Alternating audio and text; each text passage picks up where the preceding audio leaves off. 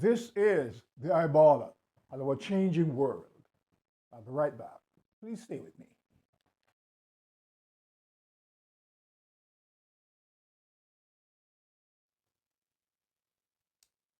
Ethiopia's BRICS integration, a path to economic salvation for Ethiopia. So this article says Ethiopia, amidst significant political and economic challenges, is forging a new diplomatic strategy that involves securing access to the Red Sea through an agreement with Somaliland and exploring integration into BRICS. By forming alliances with countries like India and the United Arab Emirates within BRICS, Ethiopia seeks to navigate the troubled regional context it finds itself in. At one point, Ethiopia was seen as a rising star in Africa. But then, you have poor political leaders that push back the progress of that country. So it's really nice to see that Ethiopia is now a part of BRICS and hope we'll have the kind of leadership. The people will have the kind of leadership that will make Ethiopia great again. From both Ethiopia's and BRICS perspectives, the integration of this Horn of Africa country presents a mutually beneficial opportunity. The various geopolitical actors in the region are keenly aware of the advantages that it offers. In conclusion,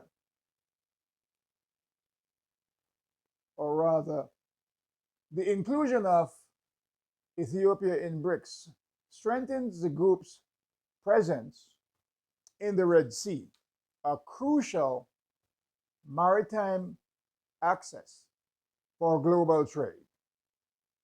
Prior to the pandemic, the Red Sea alone accounts for 6% of global oil transport, attracting the interest of powers such as China, India, and Russia, all founding members of the BRICS group. In return, Ethiopia gains privileged access to the Red Sea through its agreement with Somaliland, facilitated by United Arab Emirates, which is also a member of BRICS. The Emirati port giant DP World operates the port of Berbera in Swaziland. Ethiopia's strategic position at the entrance of the Bab el Mandeb Strait, through which 15% of global traffic passes, further enhances this arrangement.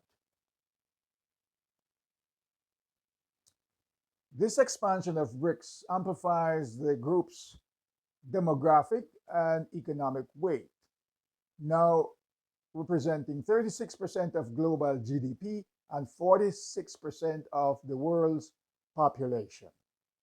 BRICS also holds substantial influence in the oil sector, accounting for 54% of global fossil fuel production, as well as an agriculture, with member countries contributing to 23% of global production. Ethiopia integrations into BRICS will further strengthen these dynamics, given its status as the world's fifth largest coffee producer and a significant exporter. The primary objective of BRICS expansion is to send a message to the international community, particularly to the Western powers. The group seeks to revitalize itself and positioned as a counter model to the Bretton Woods system, embodying a thriving global South. For Ethiopia, the benefits are primarily economic and financial. Integration into BRICS opens up privileged trade circuits, making it easier for the country to establish bilateral agreements and access a large and diversified market. Ethiopia also aligns itself with BRICS' agenda of pursuing monetary sovereignty and de-dollarization, which has been a focal point for the group. The new development bank, established by BRICS in 2015, aims to support this agenda by providing loans in local currency and backing development projects. Given Ethiopia's ongoing debt restructuring negotiation with the International Monetary Fund, the IMF, and its precarious financial situation following a default on payments in December, the NDB's approach may be of significant interest. Additionally, Ethiopia is actively implementing an ambitious food security strategy aiming to combat child malnutrition and achieve zero hunger by 2030, which aligns with the development aid projects promoted by the BRICS Alliance. Nevertheless, the integration of new member countries into BRICS is not without its challenges. The organization has faced criticisms of internal divergences among its members and a relatively modest track record. While numerous African countries, including Cameroon and Zimbabwe, have expressed interest in joining BRICS, expanding the group carries the risk of diluting its effectiveness, a challenge familiar to international organizations as seen in the European Union.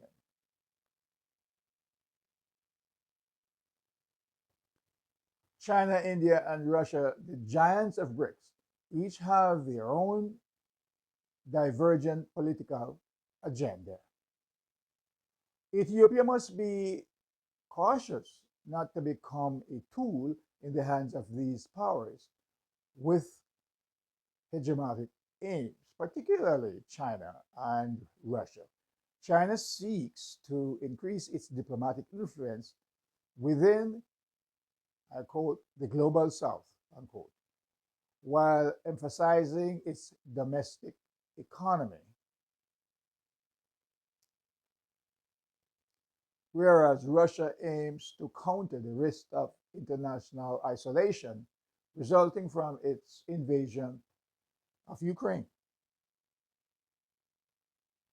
In this context, Ethiopia aims to build stronger ties with India as New Delhi seeks to temper Chinese ambitions and pursue a strategy of multiple alliances.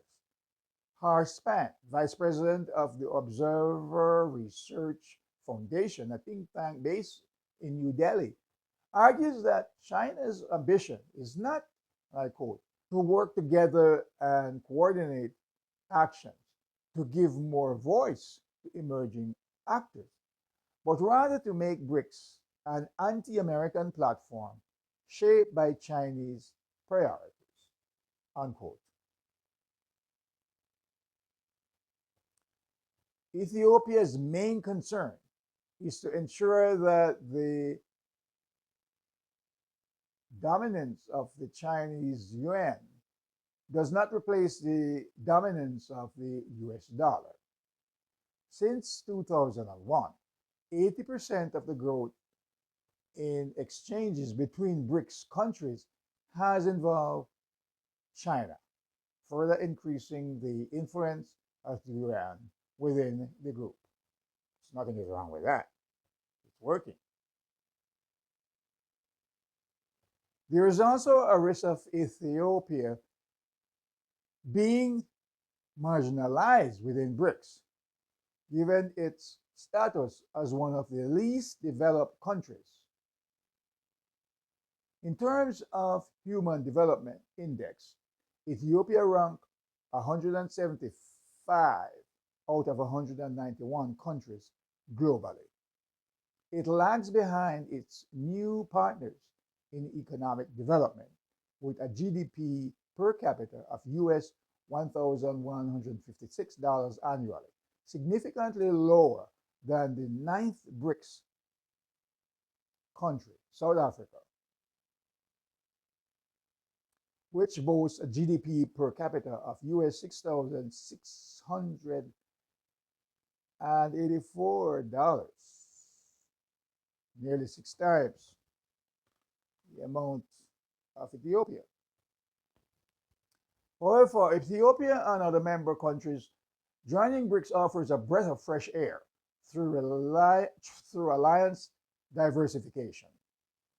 In a multipolar world where major powers' influences in Africa is waning and international donors' trust is eroding, Ethiopia can rely on the United Arab Emirates as a BRICS member with a less controversial reputation, forging more balanced partnership with African nations.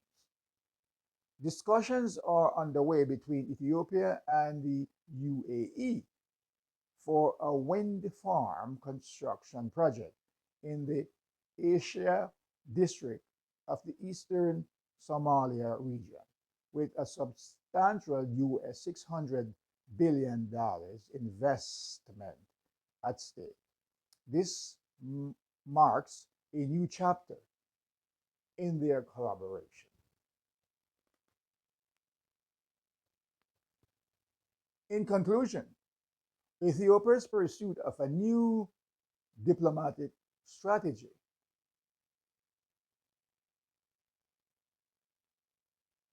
centered around integration into BRICS holds promise.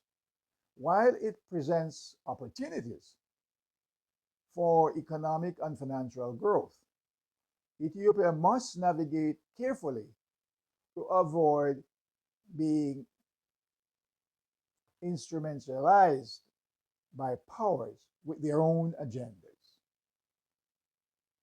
The country should strive to maintain its independence and not be marginalized within the group. By leveraging the benefits of diversification alliances, Ethiopia can position itself strategically in the changing global leadership. And this article was written by a Frenchman who is based in Paris, and he specializes in geopolitical subjects. So, no, I think for Ethiopia, it's an awesome move. And I believe that Ethiopia in BRICS, Ethiopia is going to do well. And I hope other African countries will be able to join BRICS and move away from these Westerners who their only intention in BRICS is not to help the continent to grow, but to make it poor and to continue to steal their resources and their money to build Western women and men country so that they can have a great life. So More power to Ethiopia and its people. I am the eyeball, and it's a changing world.